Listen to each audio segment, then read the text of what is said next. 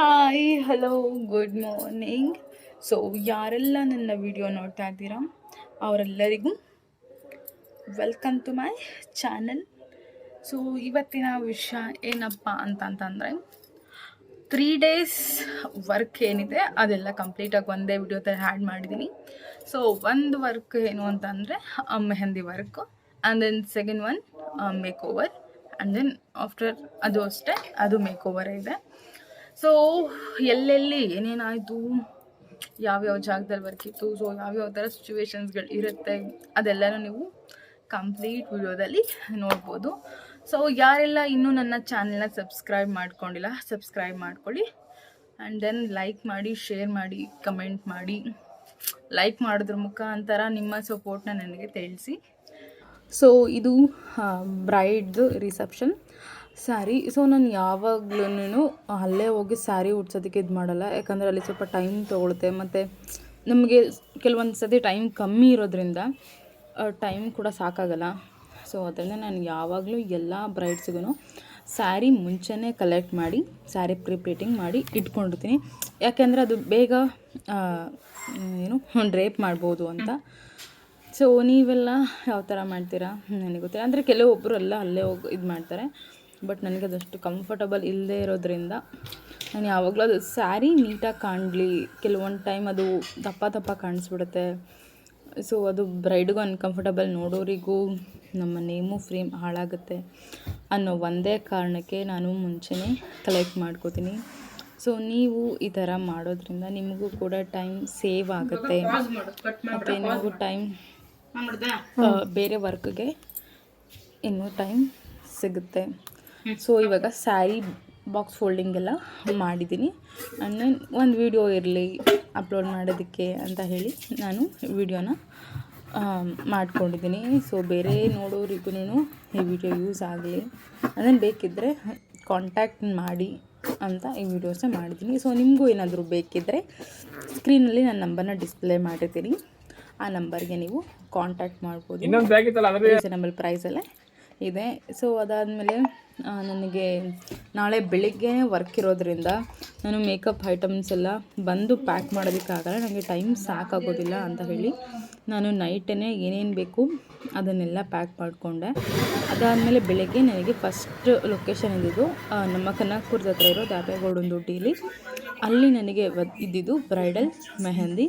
So ನಾನು ಅಲ್ಲಿಗೆ ಒಂದು 9:30 ಅಷ್ಟರಲ್ಲೆಲ್ಲ ಬಂದಿದೆ. ನಾನು ಅವರಿಗೆ 8:30ಗೆ ಹೇಳಿದೆ, ಬಟ್ ನನಗೂ ಕೂಡ ಆ ಟೈಮ್ಗೆ ಬರೋಕ್ಕಾಗಿಲ್ಲ, ಸ್ವಲ್ಪ ಲೇಟ್ ಆಯಿತು.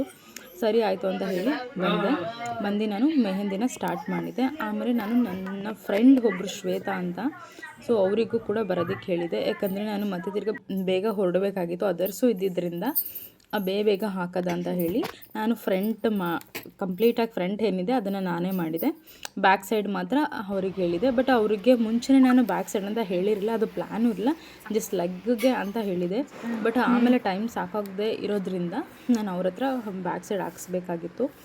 ಸೊ ಆ ಥರ ಬ್ಯಾಕ್ ಸೈಡಲ್ಲಿ ಹಾಕ್ಸೋ ಅಷ್ಟರಲ್ಲಿ ಇಬ್ಬರೂ ಹಾಕಿ ಅಷ್ಟರಲ್ಲಿ ಆಲ್ಮೋಸ್ಟ್ 1:30 ಆಯಿತು. ಒಂದು ನಾನ್ ಬ್ರೈಡಲ್ಲಿತ್ತು. ಸೊ ಇನ್ನೂ ಇದ್ದರು ಪಾಪ, ಅವ್ರು ತುಂಬ ಕೇಳ್ಕೊತಿದ್ರು ಹಾಕ್ಕೊಡಿ ಅಂತ.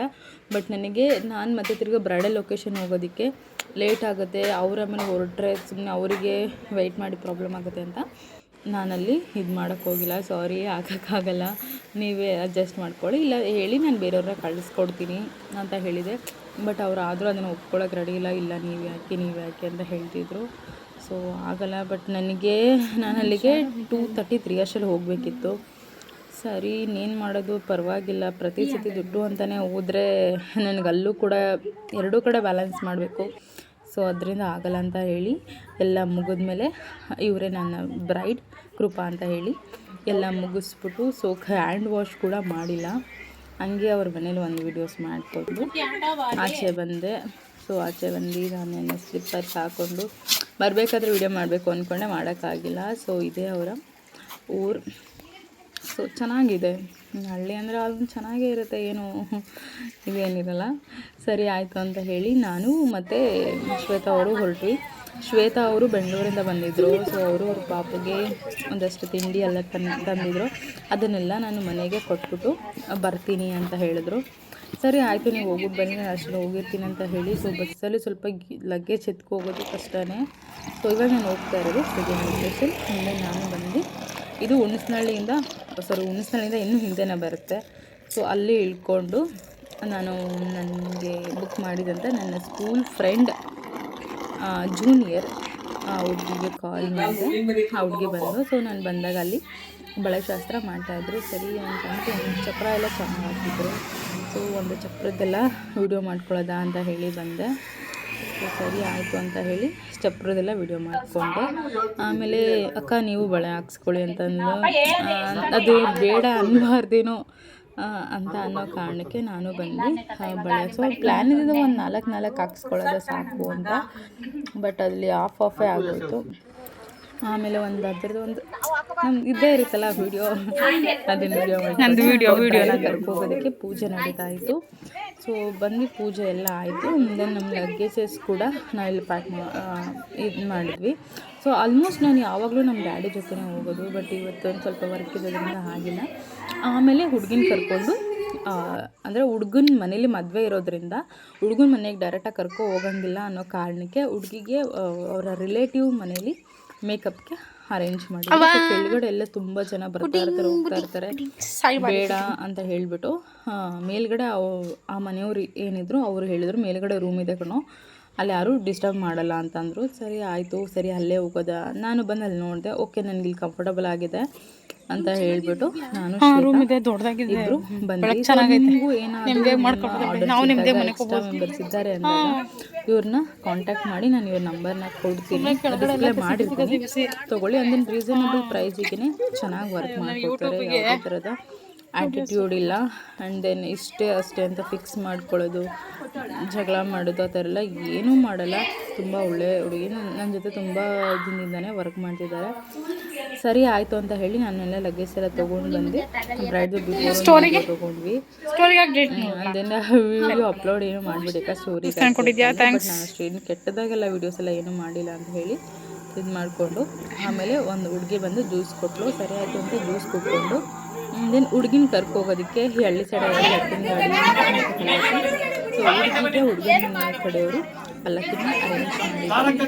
ದೆನ್ ಹುಡುಗಿಗೆ ಇಲ್ಲಿ ಅವರು ಹುಡುಗ ಮನೆ ಹತ್ರ ಕರ್ಕೋಗೋದಕ್ಕೆ ಏನೇನು ಶಾಸ್ತ್ರ ಇರುತ್ತೆ ಅದನ್ನೆಲ್ಲ ಮಾಡ್ತಾಯಿದ್ರು. ಸೊ ನಾವು ಮೇಲ್ಗಡೆ ಅಷ್ಟು ತೊಗೊಳಕ್ಕಾಗಿಲ್ಲ. ಸೊ ನಾವು ಬಂದು ಮೇಕಪ್ ಶುರು ಮಾಡಿದಾಗ ಆಲ್ಮೋಸ್ಟ್ 5:30 ಹತ್ರ ಆಗಿತ್ತು ಅನಿಸುತ್ತೆ.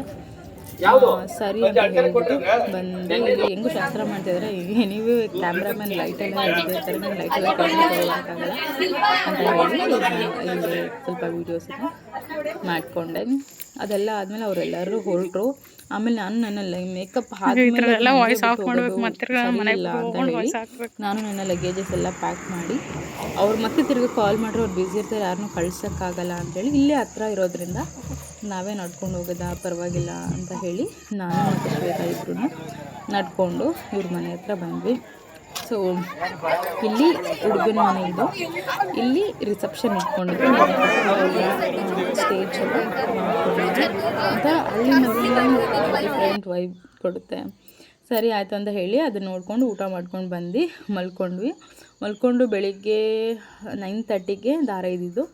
ಸರಿ ಅಂತ ಹೇಳಿಬಿಟ್ಟು ನಾವು ಬೆಳಿಗ್ಗೆ 5:30ಗೆ ಎದ್ದು ಬಂದ್ವಿ. ನಾವು ಬರೋಷ್ಟರಲ್ಲೆಲ್ಲ ಆಲ್ಮೋಸ್ಟ್ ಎಲ್ಲ ರೆಡಿ ಆಗ್ತಾಯಿದ್ರು. ಸ್ವಲ್ಪ ಜನ ಎಲ್ಲ ಮಲಗಿದ್ರು. ನಾನು ಸ್ವಲ್ಪ ಜಾಗ ಫ್ರೀ ಮಾಡ್ಕೋಬೇಕು ಅಂತ ಹೇಳಿ ಎಲ್ಲಿ ಮೇಕಪ್ ಮಾಡೋದು ಅಂಥೇಳಿ ಇದು ಮಾಡ್ಕೊಂಡ್ವಿ. ಸೊ ಆಮೇಲೆ ಒಂದು ಕಡೆ ಹೋದ್ವಿ, ಬಟ್ ಅಲ್ಲಿ ಆಗಿಲ್ಲ, ಅಲ್ಲೆಲ್ಲ ಓಡಾಡ್ತಿದ್ರು. ಮತ್ತು ತಿರ್ಗಿ ಅಲ್ಲಿಂದ ಬೇರೆ ಸೈಡ್ ಬಂದು ಹುಡುಗಿಗೆಲ್ಲ ಮೇಕ್ ಓವರ್ ಮುಗಿಸಿ ಸೊ ಇವರು ಕೇಳಿದಂಥ ಹೇರ್ ಸ್ಟೈಲ್. ಸೊ ಇವರು ಮುಗ್ಗಿನ ಜಡೆ, ಬಟ್ ನಾನು ಅದನ್ನು ಕ್ಯಾನ್ಸಲ್ ಮಾಡಿಸಿದೆ. ಬೇಡ, ಇದು ಚೆನ್ನಾಗಿ ಕಾಣಿಸ್ತಾ ಇದು ಹೋಲ್ ಟ್ರೆಂಡ್ ಆಯಿತು, ಸದ್ಯಕ್ಕೆ ಟ್ರೆಂಡಲ್ಲಿರೋದು ಈ ಥರದ್ದು. ಸೊ ಈ ಥರದ್ದು ಹಾಕ್ಸ್ಕೊಳ್ಳಿ, ನಿಮಗೆ ಫೋಟೋಸ್ಗೂ ಕೂಡ ಚೆನ್ನಾಗಿ ಬರುತ್ತೆ, ಅಂದರೆ ಲುಕ್ ವೈಸು ಕೂಡ ಚೆನ್ನಾಗಿ ಕಾಣಿಸುತ್ತೆ ಅಂತ ಹೇಳಿ ಹೇರ್ ಸ್ಟೈಲ್ ಮಾಡುತ್ತೆ. ಆಮೇಲೆ ಅಪ್ಪ ಮಕ್ಕಳದು ವೀಡಿಯೋಸ್ ಮಾಡಿದೆ. ಇವರು 3 ಜನ ಹೆಣ್ಮಕ್ಳು.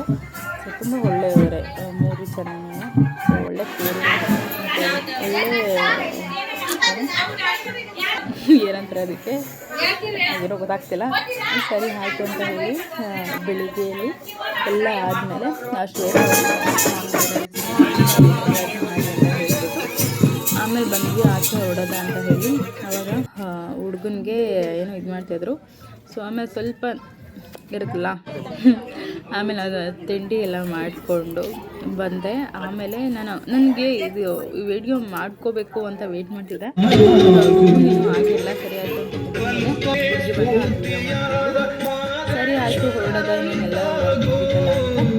ಬಂದ್ವಿ. ಅಲ್ಲಿಂದ ನಮ್ಮ ಮನೆಯವರು ಬಂದು ಕೋಡಿಹಳ್ಳಿವರೆಗೂ ಡ್ರಾಪ್ ಹಾಕಿದ್ರು. ನಾವು ಅಲ್ಲಿಂದ ಬಸ್ಸಿಗೆ ವೆಯ್ಟ್ ಮಾಡಿದ್ವಿ, ಬಟ್ ಬಸ್ ಸಿಕ್ಕಿಲ್ಲ. ಸೊ ಏನೂ ಮಾಡೋಕ್ಕಾಗಲ್ಲ, ಆಟೋದಲ್ಲೇ ಹೋಗೋದು ಅಂತ ಹೇಳ್ಬಿಟ್ಟು ನಾವು ಆಟೋದಲ್ಲಿ ಬಂದುಬಿಟ್ವಿ. ಇಲ್ಲಿ ಸ್ವಲ್ಪ ಹೊತ್ತು ರೆಸ್ಟ್ ಮಾಡಿ ಆಮೇಲೆ ನನಗೆ 15th 16th ಆರ್ಡರ್ ಇತ್ತು ಬ್ರೈಡಲ್. ಸೊ ಅದಕ್ಕೆ ಪ್ರಿಪ್ರೇಷನ್ ಮಾಡ್ಕೊಳ್ಳೋದು. ಸ್ಯಾರಿ ಕೊಟ್ಟಿದ್ರು, ಸೊ ಅದನ್ನೆಲ್ಲ ಪ್ರಿಪ್ಲೇಟಿಂಗ್ ಮಾಡಿಟ್ಬಿಡೋದು, ನಾಳೆಗೆ ಸ್ವಲ್ಪ ಫ್ರೀ ಆಗುತ್ತೆ ಅಂತ ಹೇಳಿ ಸ್ಯಾರಿ ಪ್ರಿಪ್ಲೇಟಿಂಗ್ ಎಲ್ಲ ಮಾಡಿದೆ. ಬಿಕಾಸ್ ಆಫ್ ಮಾರ್ನಿಂಗ್ ಕೂಡ ನನಗೆ ಒಂದು ಕೋನ್ ಆರ್ಡರ್ ಇತ್ತು, ಈಸಿ ಆಗುತ್ತೆ ಅಂತ ನೆನ್ನೆ ಮುಗಿಸ್ದೆ. Thank you so much for watching.